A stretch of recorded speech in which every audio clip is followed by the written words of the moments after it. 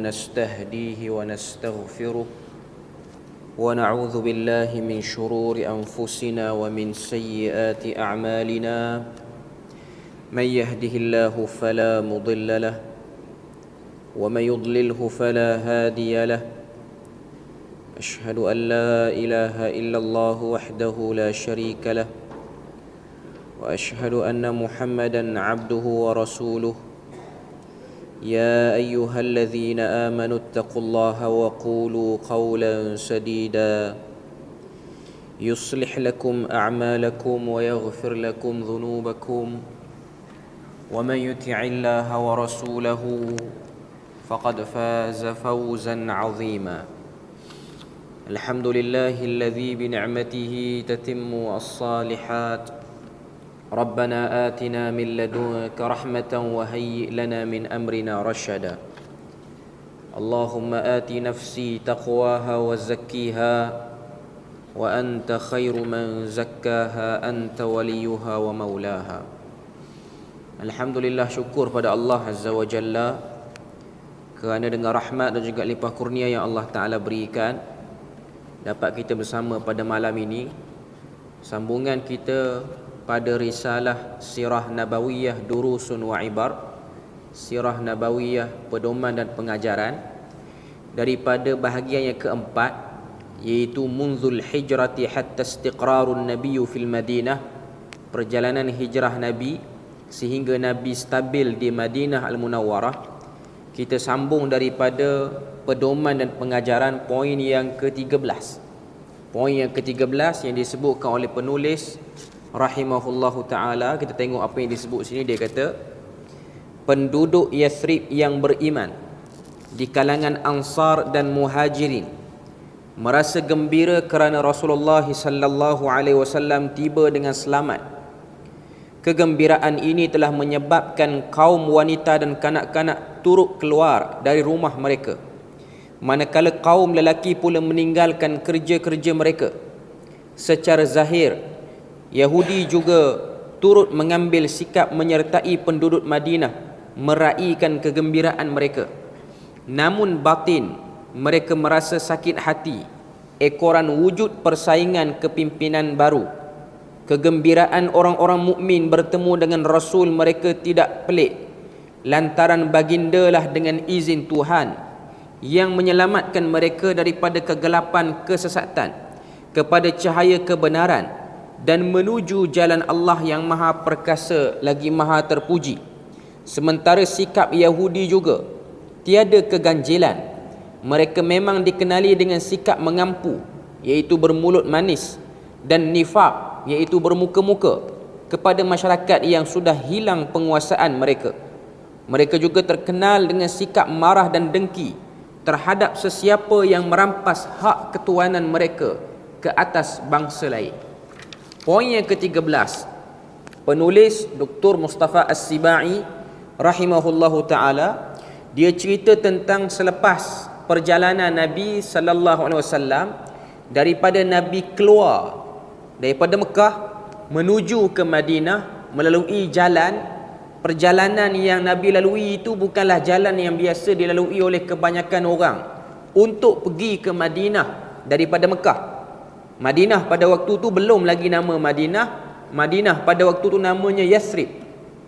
Dan Nabi telah lalu jalan yang agak sukar, yang mana Nabi tidak melakukan perjalanan yang direct, tapi Nabi memilih untuk bermalam di Gua Thawr ataupun Gua Thur, di atas bukit Thur tersebut.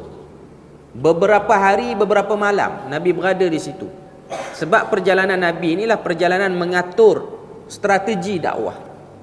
Dan kalau kita tengok pada perbahasan yang lepas, apa rintangan yang dihadapi oleh Nabi? Hampir-hampir Nabi itu dapat dikejar oleh satu orang lelaki daripada kalangan musyrikin. Namanya ialah Suraqah bin Ja'shar, yang mana Suraqah ni pakar untuk mengesan melalui tapak kaki. Walaupun tapak kaki tu tak jelas, boleh kesan di mana orang tu pergi. Dan kalau kita tengok pada perbahasan sebelum ni, bila mana kuda Suraqah itu beberapa kali jatuh nak mengejar Nabi dan Abu Bakar pada waktu itu, terdetik dalam hati Suraqah ni, tidak akan berlaku benda ni melainkan lelaki yang aku kejar ni ada kemuliaan, ada sesuatu yang istimewa. Okay. Kita dah sebut minggu lepas, pertama apa yang berlaku bukan minggu lepas, bulan lepas lah, pada perbahasan yang lepas. Pertama, apa yang berlaku pada Suraqah ni ialah satu benda yang disebut sebagai mukjizat Nabi.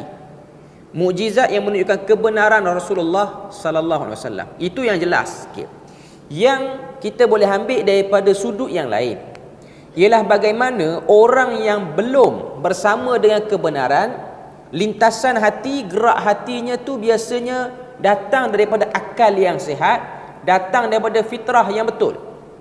Bila mana kita cuba lawan satu orang dan kita kalah ataupun kita tak dapat lawan orang tu dengan kejadian ataupun dengan peristiwa yang ajaib, maka sudah pasti ada satu benda yang istimewa pada orang tu. Walaupun Suraqah ni dia belum lagi peluk Islam, tapi dia terdetik dalam hati bahawasanya pasti lelaki yang aku kejar ini, iaitu Muhammad bin Abdullah ini satu orang yang ada kelebihan. Okay. Saya dah sebut sebelum ni bahawasanya kita manusia, walaupun kita punya pengetahuan agama tak terlalu tinggi, ataupun satu orang tu dia tak belajar tinggi sangat, tapi kecenderungan satu orang untuk bersama dengan kebenaran ataupun untuk ikut benda yang betul, yang logik, yang lebih sesuai dengan fitrah, ianya benda yang ada pada semua orang. Tak kiralah dia pendidikan tara mana pun. Sebab tu bila mana kita tengok di akhir zaman ini, bila mana berlakunya kekeliruan, fitrah manusia nakkan penjelasan, memang akan ada, memang akan dilihat dengan jelas. Maknanya akan ada orang yang bila mana berlaku benda yang tak jelas, dia nakkan penjelasan. Walaupun dia tu bukanlah orang yang belajar tinggi sangat, tapi dia nak benda tu sebab memang sifat manusia ni dia nakkan kejelasan, dan benda tu tidak dilarang dalam Islam. Dan kita tak boleh menutup benda tu.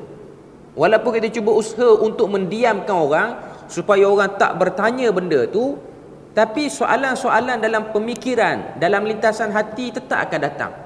Jadi Suraqah pada waktu ini dia dah terdetik tentang keistimewaan Nabi sallallahu alaihi wasallam. Nak tunjuk pada kita bahawasanya kalau orang tu betul, biasanya akan ada lintasan-lintasan kebenaran yang akan datang pada orang yang lawan.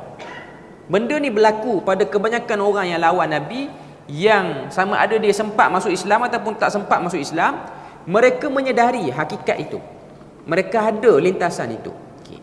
Kemudian kalau kita tengok poin yang ke-13 yang dah kita baca tadi, penulis rahimahullahu ta'ala, dia nak fokus kepada apa?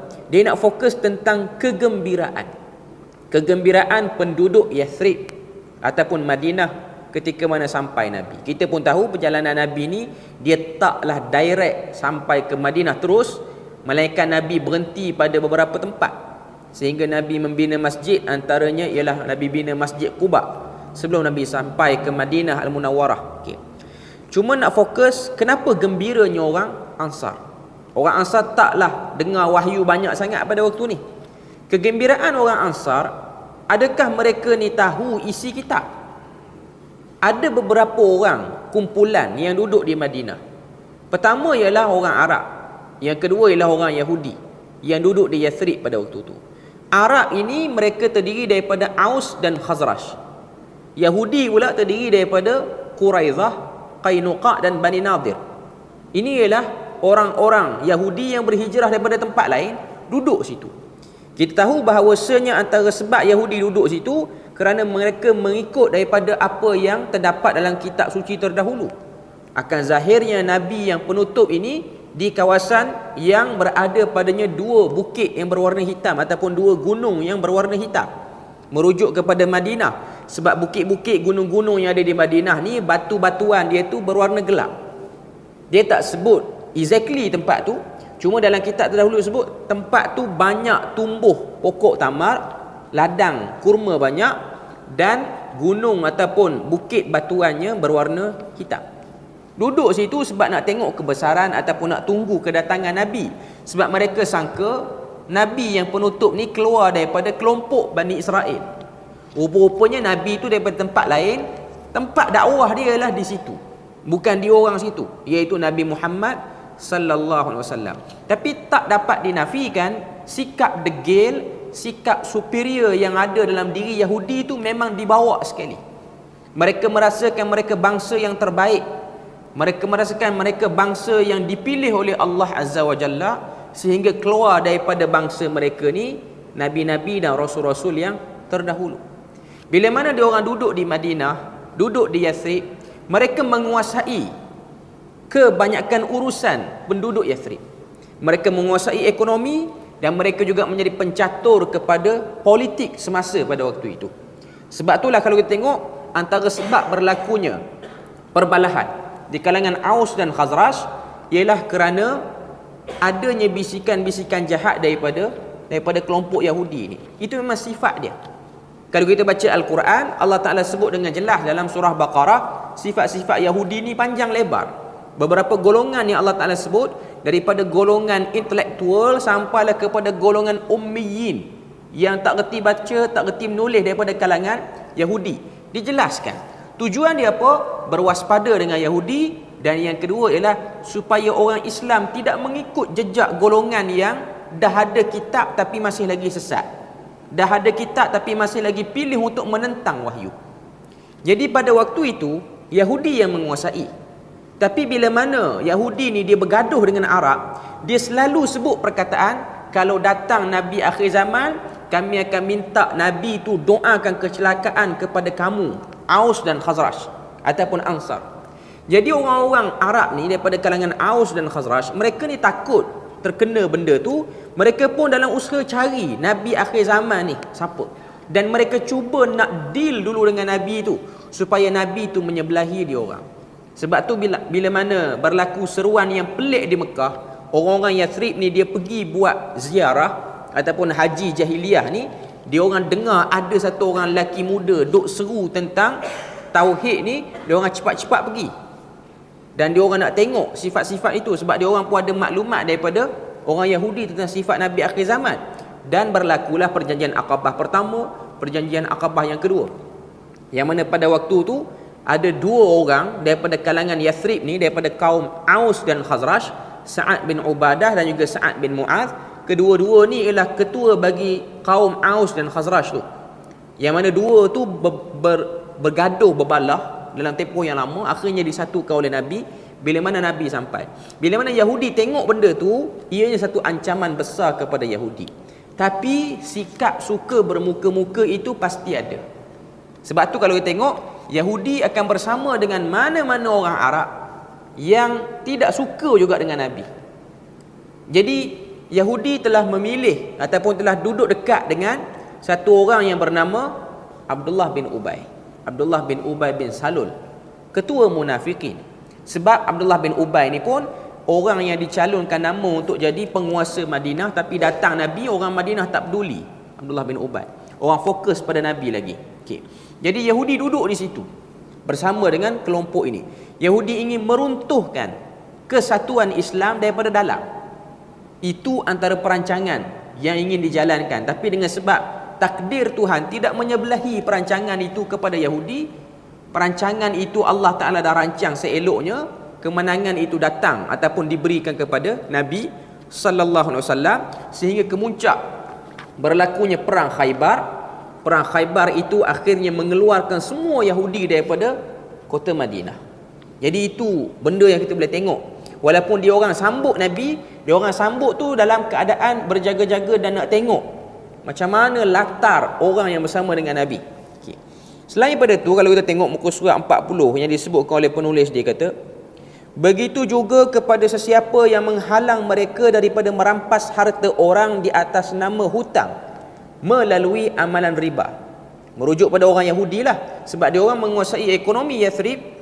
Antara cara dia orang nak ambil harta orang dengan cara zalim ialah mengenakan ataupun memperkenalkan sistem riba. Walaupun riba pada waktu itu dalam kitab terdahulu ianya benda yang dah dilarang. Sebab kita kena tahu, larangan menipu dalam jual beli ni antara Nabi yang menghadapi masalah kaum yang suka ambil duit orang, suka ambil kesempatan, keuntungan dengan cara tak betul, ialah penduduk Madian ataupun Nabi Syuaib. Sebab penduduk Madian ini ialah kumpulan yang mengamalkan kapitalisme. menipu dalam jual beli. Kalau kita boleh ambil duit orang tu, kita akan ambil dengan apa cara sekalipun. Dan Madian itu confirm lah Bani Israel. Jadi dia punya amalan nenek moyang dia tu duk bawa sampailah kepada dia orang berada di Madinah ataupun Yathrib pada waktu itu.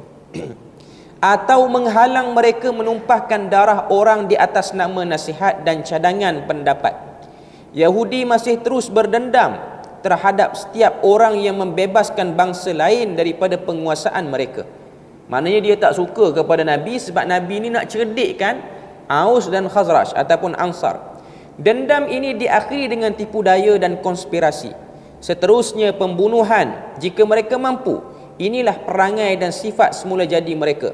Mereka telah melakukan tindakan seperti itu terhadap Rasulullah sallallahu alaihi wasallam setelah baginda menetap di Madinah.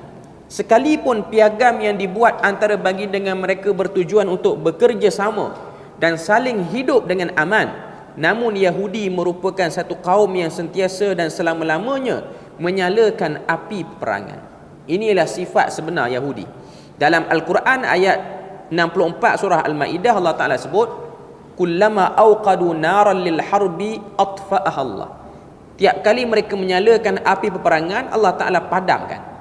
Maknanya poin 13 ni, penulis dia nak cerita pada kita, sifat Yahudi waktu Nabi mula-mula sampai Madinah macam setuju dengan Nabi, tapi rupa-rupanya sedang melakukan kajian latar, nak tengok setakat mana orang-orang Arab ni bersama dengan Nabi. Rupa-rupanya kebersamaan Ansar dengan Nabi luar biasa. Sebab sahabat Nabi ni mereka sanggup gantikan mak ayah diorang untuk memperjuangkan ataupun mempertahankan Nabi. Itulah perkataan yang diulang oleh para sahabat. Fidaka bi abi anta wa ummi. Aku tebus ayahku dan makku untuk kamu. Ini ialah laungan yang disebut oleh sahabat dalam perang Uhud. Kita boleh tengok waktu-waktu gentir umat Islam mengalami kekalahan pada waktu itu. Jadi benda ni luar biasa ada pada Nabi sallallahu alaihi wasallam. Lebih daripada orang-orang yang rapat ataupun orang-orang yang dekat dengan nabi-nabi terdahulu. Kalau tengok Nabi Isa alaihi salam, al-hawariyun yang dekat dengan dia pun tak seperti mana para sahabat. Tak seperti mana para sahabat Nabi sallallahu alaihi wasallam. Poin yang ke-14. Daripada peristiwa-peristiwa yang berlaku ketika hijrah ke Madinah, jelas kepada kita Nabi tidak singgah di satu-satu tempat, melainkan perkara pertama yang dilakukan ialah membina masjid sebagai tempat orang-orang mukmin berhimpun. Sekarang ni poin dia nak fokus kepada institusi masjid. Baginda telah membina Masjid Quba ketika bermukim di situ selama 4 hari. Baginda juga telah membina sebuah masjid di pertengahan jalan antara Quba dan Madinah. Apabila tiba waktu salat Jumaat di perkampungan Bani Salim bin Auf di tengah-tengah wadi tersebut, Wadi Ranuna, apabila baginda sampai ke Madinah, kerja pertama yang dilakukan ialah membina masjid. Nabi sampai di Quba, Nabi buat masjid. Nabi sampai di perkampungan Bani Salim bin Auf, Nabi buat masjid. Sampai di Madinah pun Nabi buat masjid. Ini menunjukkan kepada kita kepentingan masjid dalam Islam. Semua ibadat dalam Islam berperanan membersihkan jiwa, menyucikan akhlak dan menguatkan ikatan tolong-menolong sesama orang Islam. Salat berjemaah, salat Jumaat dan salat 2 hari raya merupakan lambang zahir yang cukup kuat kepada perpaduan orang Islam. Ia menjadi lambang kesatuan perjuangan dan matlamat, juga lambang kerjasama dalam kebajikan dan takwa.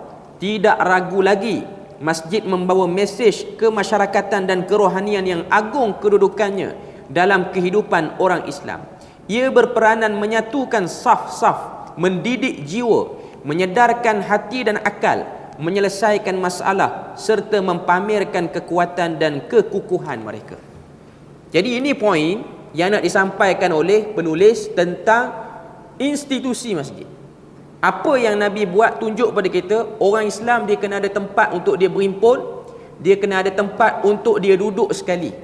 Ini ialah sesuai dengan fitrah manusia, sebab manusia ni dia tak boleh hidup seorang diri. Dia mesti hidup dalam bermasyarakat. Dan antara aktiviti masyarakat yang ada hubungan kerohanian ialah salat berjemaah. Ini ialah satu kekuatan orang Islam yang ada dalam agama ini. Okay. Walaupun kita tengok masjid yang ada pada zaman Nabi bukanlah masjid yang fasiliti dia tu cukup macam masjid zaman sekarang. Masjid yang Nabi bina di Quba, masjid yang Nabi bina di perkampungan Bani Salim bin Auf, termasuk Masjid Nabawi itu sendiri ialah masjid yang biasa saja. Tidak ada kubah padanya, tidak ada lantai yang elok, tidak ada hamparan yang elok, tapi daripada masjid inilah telah membina generasi Al-Quran yang luar biasa. Ini benda yang tak dapat dinafikan. Cuma kalau kita tengok, Allah Azza wa Jalla menyebutkan beberapa tempat dalam Al-Quran tentang isu masjid dan orang-orang yang berada di dalamnya. Antara benda pertama yang kita kena tahu dan kita kena jelas tentang masjid ini, masjid ialah pusat untuk menjelaskan tentang tauhid dan pusat untuk menjelaskan tentang ancaman tauhid. Kita baca dalam surah Jin, Allah Ta'ala sebut, wa annal masajida lillahi fala tad'u ma'allahi ahada. Ayat yang ke-19 surah Jin, Allah Ta'ala sebut sesungguhnya masjid itu yang diseru di dalamnya ialah Allah Azza wa Jalla sahaja, tidak diseru benda lain. Dinamakan masjid itu tempat sujud dan tempat untuk mengesakan Allah Azza wa Jalla. Maknanya apa saja benda yang disebut dalam masjid, dia lebih kepada mengesakan Allah Ta'ala. Sebab itulah ada sebahagian para ulama berpandangan tidak boleh memperbanyakkan bercakap tentang urusan dunia. Ada orang duk ingat itu hadis Nabi. Dia bukan hadis Nabi. Larangan bercakap tentang urusan dunia, sebenarnya dia bukan larangan yang totally larangan. Ianya bersifat satu, kata apa, larangan yang bukanlah larangan yang bersifat keras, tapi nak faham maksud sebenar masjid itu. Dalam masjid ni boleh kita nak bincang benda-benda yang berkaitan dengan dunia pun, sebab ianya berlaku pada zaman Nabi pun. Maknanya Nabi dan para sahabat bercakap tentang urusan harian dia orang dalam masjid. Cuma tidak menjadikan sebagai kekerapan ataupun tidak menjadikan ia sebagai rutin. Ada benda lain yang perlu diutamakan. Dalam banyak benda-benda utama, diutamakan dulu ialah urusan tauhid itu. Diutamakan dulu ialah urusan untuk memahami wahyu itu dulu. Jadi itu yang kita boleh tengok dalam bab pengurusan dan institusi masjid itu sendiri.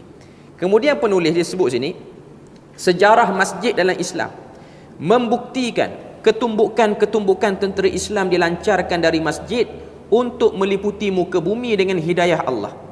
Dari masjid juga terpancar sinaran cahaya kebenaran dan hidayah kepada orang Islam dan bukan orang Islam. Di dalamnya juga benih-benih tamadun Islam subur dan berkembang. Bukankah Abu Bakar, Umar, Uthman, Ali, Khalid, Sa'ad, Abu Ubaidah dan tokoh-tokoh besar dalam sejarah Islam yang lain merupakan anak-anak murid sekolah Muhammad yang berpusat di Masjid An-Nabawi? Ini soalan yang disebut oleh penulis. Keistimewaan lain bagi masjid dalam Islam ialah pada setiap minggu akan berkumandang dan bergema kalimah kebenaran melalui lidah khatib, iaitu dalam khutbah salat Jumaat. Khatib berkhutbah mengingkari kemungkaran, menyuruh ma'ruf, menyedarkan kelalaian, menyeru agar bersatu, menentang si zalim atau memberi amaran kepada taghut. Kami dapat saksikan semasa zaman kanak-kanak. Ni dia cerita penulis sendiri, iaitu di Syria lah, bukan zaman Nabi. Kami dapat melihat pada zaman kanak-kanak bagaimana masjid menjadi pusat pelancaran gerakan nasionalis melawan penjajah Perancis, Syria yang lama. Sebab Dr. Mustafa As-Sibah ini sekitar tahun 1940-an ataupun 1950-an. Para pemimpin jihad juga berpaut pada masjid untuk menentang penjajahan dan Zionis. Pada hari ini kita melihat masjid tergendala daripada melaksanakan tugas-tugas terbesarnya. Fenomena ini tidak lain merupakan dosa sesetengah khatib di kalangan pegawai-pegawai upahan atau orang-orang jahil yang alpa. Pada hari para pendakwah yang tegas berpegang kepada kebenaran, alim dengan syariat, ikhlas kepada Allah dan Rasul, penasihat kepada pemimpin-pemimpin orang Islam dan rakyatnya menaiki mimbar masjid dan mengimamkan pengunjungnya, masjid akan kembali ke tempat kepimpinan dan organisasi kemasyarakatan kita. Pada ketika itu masjid kembali berperanan mendidik ramai tokoh, mengeluarkan sebilangan wira, mengislah kefasadan, memerangi mungkar, juga membina masyarakat di atas dasar ketakwaan kepada Allah dan mengejar keredaannya. Jadi dia nak sebut pada kita sini ialah tentang fungsi masjid pada zaman dia dulu. Dan memang kau tengok masjid-masjid di negara Arab pada fasa penulisan buku ini ataupun pada zaman penulis ni masih lagi muda, masjid-masjid di negara Arab berfungsi sebagai tempat menyedarkan masyarakat tentang apa yang tak kena pada pemerintahan, apa yang tak kena dalam masyarakat, apa yang sepatutnya kena buat. Itu ialah fungsi, sehinggalah berlakunya tasaluh. Tasaluh ni maksud dia apa? Perjanjian, persetujuan antara pemimpin-pemimpin Arab dengan pemimpin-pemimpin yang bukan Islam, maknanya kuasa-kuasa besar dunia. Bila mana berlaku percaturan pemimpin ni tak dinaikkan pemimpin ni, maka berlakulah dasar untuk mengubah cara penyampaian khutbah dalam masjid. Inilah benda yang tak dapat dinafikan. Maknanya berlaku di Syria. Syria ni antara negara yang orang kata apa, dasar perisikan yang paling ketat di dunia. Dia punya sistem perisikan dia. Dan benda ni ialah benda yang memang semua orang yang duduk di Syria dia tahulah. Sampai ke sekarang ni pun, dan sebelum daripada berlaku revolusi Syria ni pun, walaupun Syria ni adalah sebuah negara yang ramai para ulama, tapi kebanyakan para ulama mereka tidak menyebut tentang isu politik negara di mimbar. Sebab tu kita akan tengok antara tokoh besar dalam bab ini ialah Asy-Syahid Syekh Sa'id Ramadan Al-Buti rahimahullahu taala. Dia antara ulama yang tidak banyak menyebut tentang isu politik. Dia tokoh besar di Syria, meninggal pada tahun 2012, meninggal ditembak ketika mana menyampaikan kuliah di sebuah masjid yang tempat dia selalu berkuliah di Syria. Setelah dia cuba mengeluarkan ketidakpuasan hati dia terhadap pemerintahan keluarga Asad di Syria. Sebelum pada tu memang dia tak pernah sebut. Bahkan dia bertelagah dengan sebahagian para ulama yang pro kepada jihadis. Antaranya ialah yang menulis kitab Fiqh Manhaji yang diterjemah dalam bahasa Melayu tu, iaitu Dr. Mustafa Al-Bura dan beberapa orang. Yang mana kita tengok Dr. Mustafa Al-Bura ni pun sendiri menjadi buruan kepada pihak di sana. Okay. Cuma nak katanya itu situasi di Syria. Ni dia cerita tentang situasi di Syria lah. Pada zaman dia, pada zaman pendudukan Perancis, dan sampailah kerajaan Syria itu dikuasai oleh blok sosialis dunia, iaitu keluarga Asad tu sendirilah. Okay. Cuma nak katanya antara sebab orang diam dan orang takut ialah tidak lagi ada seruan-seruan yang membangkitkan semangat seperti mana yang berlaku sebelum pada itu. Macam kita tengok sebelum pada itu ialah antara negara yang menjadi tempat khutbah dia itu, tempat orang kata apa, menyeru, meniupkan semangat jihad ni ialah di Iraq. Iraq di Fallujah, diketuai oleh Syekh Abdullah Al-Jinami. Syekh Abdullah Al-Jinami ni antara tokoh jihad yang orang kata apa, dipenjara, dan banyaklah yang dia kena sehingga dipotong tangan kaki dia oleh Amerika Syarikat pada waktu tu, dan beberapa orang Malaysia yang belajar dengan dia pun kena. Waktu tu ada tahanan ISA masih lagi ada, beberapa orang Malaysia, saya tak nak ceritalah nama dia. Cuma nak kata pada waktu tu negara-negara seperti Iraq, Syria, Jordan ni, khutbah Jumaat ni ialah khutbah yang betul-betul bersemangatlah. Okay.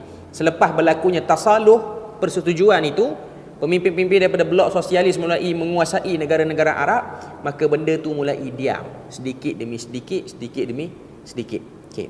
Kemudian yang ke-15, proses persaudaraan antara Muhajirin dan Ansar yang dilakukan oleh Rasulullah merupakan tanda-tanda zahir paling jelas tentang keadilan, kemanusiaan dan akhlak membina dalam Islam. Muhajirin merupakan golongan yang meninggalkan harta dan tanah mereka demi jalan Allah. Mereka datang ke Madinah tanpa memiliki apa-apa saki-baki dunia. Ansar pula merupakan kaum yang kaya dengan hasil tanaman, harta dan perusahaan mereka. Oleh itu seseorang saudara perlu menanggung saudaranya. Okay. Ini benda yang paling besar dan paling berat Nabi nak buat, iaitu Nabi nak satukan, nak runtuhkan dasar perkauman yang kuat dalam ideologi masyarakat Arab, iaitu kita tidak akan deal dengan satu-satu orang yang bukan daripada kelompok kita sehingga ada manfaat-manfaat yang jelas, baru kita deal dengan orang tu. Kita tahu Madinah ni nama lama dia Yathrib. Yathrib ni ialah tempat yang tidak menjadi idaman orang-orang Arab nak duduk situ. Sebab dari segi bahasa Arab, Yathrib ni maksudnya tempat yang rosak. Di situlah banyak penyakit berjangkit duk ada. Kawasan orang sakit, Yathrib ni. Nama lama dia Yathrib, Madinah. Sebab tu Nabi kata siapa yang memanggil Madinah dengan Yathrib falyastaghfirillah. Istighfar pada Allah Taala sebab Nabi dah tukar nama dia. Kan kalau tengok nama lain bagi Madinah ni ialah Tibah. Tibah ni maksudnya yang menyembuhkan. Dulu nama Yathrib, sekarang nama Tibah.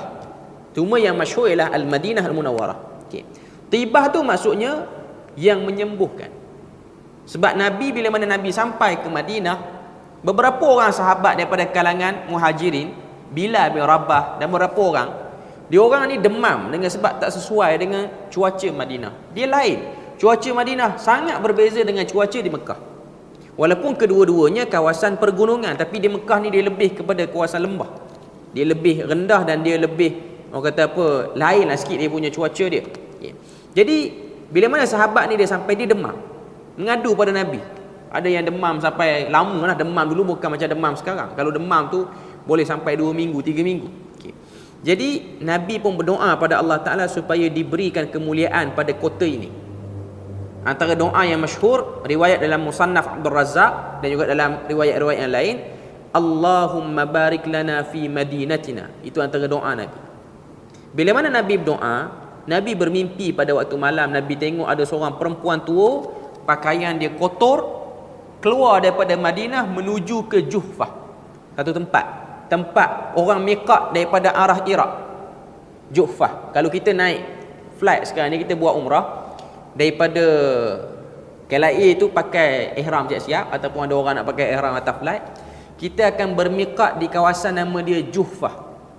Kita lalu je lah. Maknanya sampai situ pilot akan beri announcement lah, kita dah melalui Juhfah, miqat ahlu Iraq, ataupun orang yang datang daripada arah Iraq ni lah. Sebab kita memang daripada situ dulu kita akan masuk ke Hijaz ataupun masuk ke Arab Saudi lah sekarang ni. Melainkan kita turun Madinah dulu, kita akan melalui Bir Ali ataupun Zulhulaifah tu. Itu tempat miqat dia. Cuma Nabi tengoklah mimpi, dia menuju ke Juhfah. Menuju ke Juhfah. Esoknya Nabi beritahu pada para sahabat, maksud mimpi Nabi tu ialah penyakit berjangkit, penyakit-penyakit yang teruk ni akan keluar daripada Madinah. Hadis ni lah yang orang salah guna nak menyatakan bahawasanya Covid ni bukan real, Covid ni konspirasi. Sebab Nabi dah doakan di Madinah tu tak ada penyakit-penyakit. Ni kenapa Covid tu ada Madinah ni? Sedangkan Nabi tu doa. Okey, itu bab lain. Apa yang Nabi doakan itu penyakit yang datang dengan suasana zaman dan juga dengan ideologi jahiliah yang lama. Sebab masyarakat Arab, dia orang jadi macam tu pertama sebab dia orang ada satu kepercayaan sial. Dan sial ini dia memang jadi pun. Bukan kata berlaku di Madinah. Tuan-tuan boleh tengok di Sabah dan Sarawak, orang-orang, tak kira lah orang-orang yang duduk rumah panjang ni, tak kira daripada etnik apa, dia orang ada kepercayaan bila mana satu orang mati dalam rumah panjang tu, dulu, sekarang dah tak ada dah, dulu, dia orang akan pindah rumah panjang lain dan dia orang akan bakar tempat tu. Sebab takut lepas pada tu akan mati orang kedua, ketiga, keempat. Dan benda tu memang jadi. Memang jadi. Itu antara sebab benda tu berlaku kerana kepercayaan terhadap sial dan majal itu dia boleh berpindah randah. Dan benda tu ada. Yang Nabi mimpi itu, keluarnya orang tua tu ialah ideologi jahiliah. Bukan penyakit-penyakit moden yang disebabkan dengan persekitaran itu. Yang kedua juga para ulama sebut ialah persekitaran Madinah itu sendiri memang tak bersih dah pun. Cuma ianya diberikan kemuliaan oleh Allah Azza wa Jalla. Inilah benda yang kita kena faham. Perkara yang kita kena sedar. Supaya kita jangan orang kata apa, rigid sangat dalam memahami sesuatu benda. Dan kita juga kena menimbang antara sebab dan musabab bila mana satu-satu benda itu berlaku. Jadi dia tak ada kaitan. Ini hadis menunjukkan bahawasanya penyakit-penyakit lain yang datang. Sebab sebelum datang Covid ni, antara yang tersebar di Madinah ni apa dia? MERS-CoV, iaitu semua unta sebelum pada tu lagi. Sebab Covid ni pun adik-beradik dengan MERS-CoV tu juga. Okey. Cuma nak katanya benda tu bukanlah tak betul. Bukanlah nak kata ini kontradik dengan hadis Nabi, bukan. Penyakit akan masuk. Cuma penyakit yang diimani dengan ideologi, bukan diimani dengan kajian saintifik. Diimani ni bukan maknanya tidak ada kajian lab apa semua. Itu bab lain, itu perkara lain. Sebab ada orang dia memahami daripada konsep itu. Dan itu ialah benda yang silap dalam melihat ataupun memahami sebuah hadis sebenarnya. Cuma bila mana Nabi dah berdoa dan benda tu dah berlaku, Madinah ni menjadi kota yang lebih menenangkan berbanding kota Mekah. Walaupun dari segi kedudukan Mekah lagi mulia daripada Madinah, sebab dalil dia orang salat di Masjidil Haram 100,000 pahala je. Sini ialah 100 ke 10, saya tak pasti, saya tak ingat hadis tu. Cuma di Madinah kurang sikit dia punya ganjaran bersalat di Masjid Nabawi tu. Okey. Cuma nak katanya orang yang duduk di Masjid Nabawi, dia akan perasan, ataupun di Madinah ni dia akan perasan ada kelainan sikit lah, sebab itu ialah tempat Nabi berhijrah. Okey. Kita kena tengok dan kena faham benda ni. Istilah yang diguna dalam sirah ialah Madinah itu tempat hijrah Nabi, bukan tempat pindah. Dia kalau pindah, bila mana tempat yang kita keluar tu tak elok, kita pun pindah. Mekah tak elok, Nabi pindah. Okay. Lepas pada tu bila mana Mekah elok, Nabi akan patah balik ke Mekah kalau ikut kaedah pindah. Tapi waktu Nabi buka kota Mekah tahun ke-8 Hijrah, adakah Nabi pilih untuk duduk di Mekah? Tak. Nabi pilih untuk patah balik ke Madinah juga. Okay. Itu konsep hijrah. Orang yang berhijrah ialah orang yang mengislah tempat, bukan orang yang hanya ambil manfaat tempat ni. Bila mana manfaat tu dah stop, dia akan balik semula ke tempat asal. Sebab tu Nabi, dia duduk di Madinah, dia yang orang kata apa, memberikan punca keberkatan kepada Madinah. Sebab tu sebahagian para ulama kata, kalaulah orang-orang Taif tidak menolak dakwah Nabi, mungkin kota Taif itu akan berubah menjadi kota suci macam Madinah, dan Madinah tidak akan ada kesucian dia ataupun haramnya kota itu. Tapi dengan sebab orang Taif dia dah blok awal-awal, dia tak dapat benda tu. Dia tidak ada kelebihan kota suci Taif, tidak ada lah. Okay. Cuma nak katanya ialah ini ialah percaturan ataupun takdir yang Allah Ta'ala dah letakkan. Okay. Cuma nak sebut pada kita bahawasanya bila mana Nabi sampai ke Madinah, ini antara benda-benda yang dihadapi lah. Sebab orang Arab dia ada satu pemikiran, dia rasa Madinah ni teruk, Yathrib ni teruk. Jadi orang-orang Muhajirin ni dengan kesusahan dia orang terpaksa ikutlah, sebab tu arahan Nabi. Cuma yang menariknya, atas nama akidah inilah yang menyebabkan orang Ansar tanpa berbelah bahagi terus tolong orang Muhajirin. Okay. Dia macam ni konsep dia. Bila mana kita ditekan, maka mudah berlakunya persefahaman dalam bilangan yang kecil. Tapi kalau kita tak ditekan, kita selesa, perselisihan mudah berlaku. Itu benda yang kita boleh tengok dalam perjalanan umat akhir zaman ini. Waktu Nabi dan para sahabat, kelompok kecil, tak ramai. Orang-orang Muhajirin, orang-orang Madinah, apa-apa semua ni tak ramai. Jadi Nabi nak bentukkan ideologi tu lebih senang. Bukan kata Nabi ni tak pandai nak bentuk kalau orang ramai. Cuma nak beritahu pada kita, kalau berlaku tekanan, orang Mekah nak hantam Nabi, orang Madinah pun, orang Yahudi pun berusaha nak ganggu dakwah Nabi, ianya lebih mudah untuk berlaku persefahaman. Tapi bila mana Islam tu dah makin jauh dan makin jauh, Islam tu diimani, dianuti oleh orang-orang yang bukan lagi berbangsa Arab, Islam telah diterima oleh orang yang tak lagi bercakap dengan bahasa Arab, ianya akan membuka bermacam-macam fahaman dan ideologi. Sebab tu pada zaman Uthman, ianya berlaku pertelagahan. Dan memang sifat ni, sifat satu-satu benda ni, satu-satu kelompok manusia ni, kalau dia makin ramai, makin besar dia punya komuniti dia, banyaklah kepala dia dalam tu, dan banyaklah tak puas hatinya dalam tu. Ini benda yang tak dapat dinafikan. Cuma Nabi ni, dia nak buang benda tu, dia nak persaudarakan dulu. Pertama, saudarakan Aus dan Khazraj yang dah bergaduh lama ni, ratusan tahun duk bergaduh. Kemudian nak satukan antara orang Mekah dengan orang Madinah, supaya kelompok Islam yang duduk bawa seruan tauhid ni tak nampak ada problem bermasa muka ke apa. Sebab itu penting untuk orang yang belum terima Islam untuk menilai agama Islam ni relevan ataupun tak relevan untuk diikuti. Okay. Kemudian poin yang ke-16, dalam piagam bertulis yang dimeterai oleh Rasulullah terkandung dasar persaudaraan antara Muhajirin dan Ansar. Terdapat juga dasar kerjasama antara orang Islam dan bukan orang Islam. Ini merupakan bukti yang tidak boleh disangkal bukti bahawa dasar keadilan sosial adalah asas tertegaknya negara Islam. Okay. Yang ni berkait sikit lah dengan apa yang berlaku pada zaman sekarang, khususnya kita di Malaysia ni. Bila mana satu buah tempat itu ada orang-orang yang percaya keimanan dia pada benda lain. Macam Nabi Muhammad ni, Islam ada, Yahudi pun ada. Dua kelompok, dua bangsa besar, Arab dan juga Bani Israel. Okay. Nabi buat piagam Madinah. Piagam Madinah ni lah undang-undang, istilah kita perlembagaan lah. Okay. Dalam piagam ni, antara benda yang ditekankan oleh Nabi, kebebasan untuk mengamalkan satu-satu anutan kepercayaan dan memberi hak kepada golongan dominan. Yang dominan di sini ialah Islam. Yang dominan di sini ialah Islam. Nabi, orang Muhajirin, orang Ansar.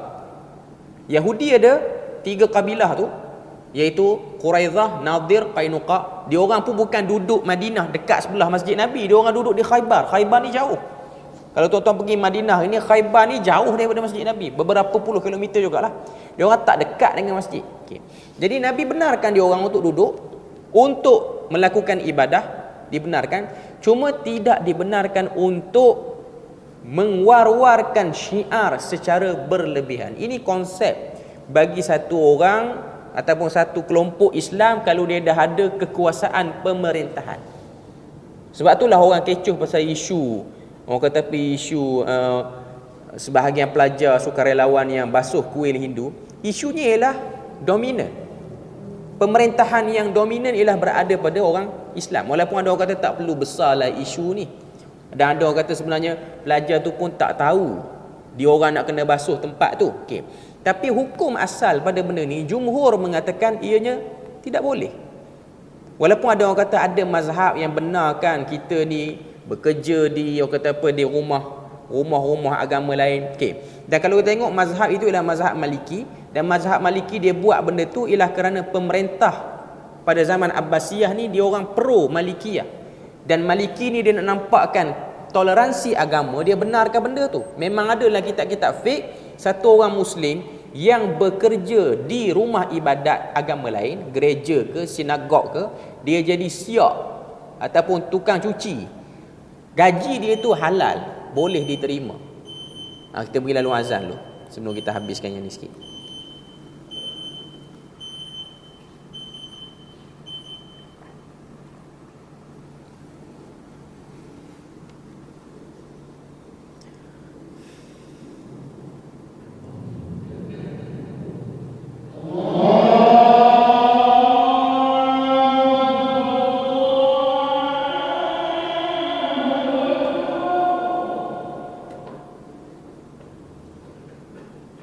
Allah